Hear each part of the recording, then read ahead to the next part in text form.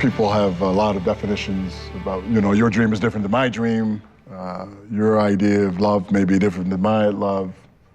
What's your definition of success? Success for me is really about,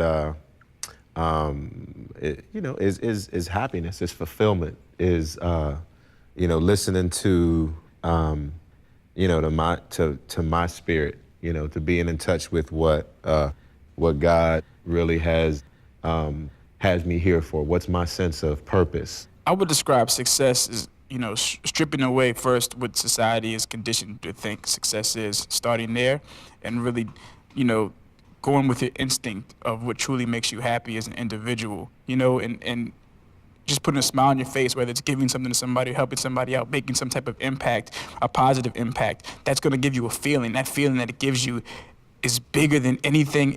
It's bigger than suffering, you know what I mean? If you can find happiness in pain, you're truly happy, and that's what it is.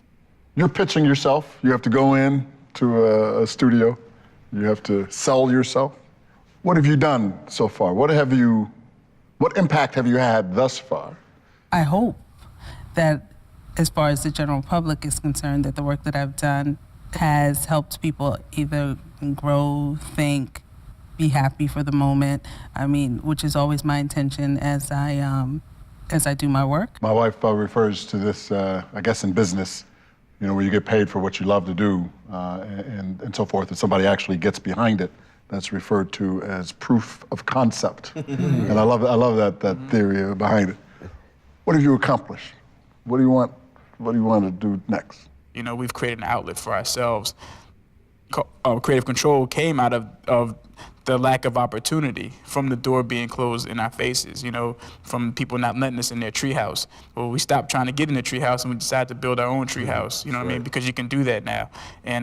So I feel like, in the future, it would be to making that treehouse bigger to accommodate as many people into our treehouse, because we're letting people in. Like, we're not letting people in. I think we're good examples of two people who, followed their dreams. You know what I'm saying? Like, we, like from where he's from, I've been to his neighborhood, and from where I'm from, we was supposed to be something else. When I look at, I'm a Brooklyn girl, born and raised. My mother's side of immigrants, and my father's side from the South, and pretty poor. Neither one of my parents graduated from college. When I take a look at how my life could have been and what it became, what I feel like I want to be committed to going forward, and what I've started to commit myself to as an educator, is to make sure that kids know that they too can achieve this, and make it real for them.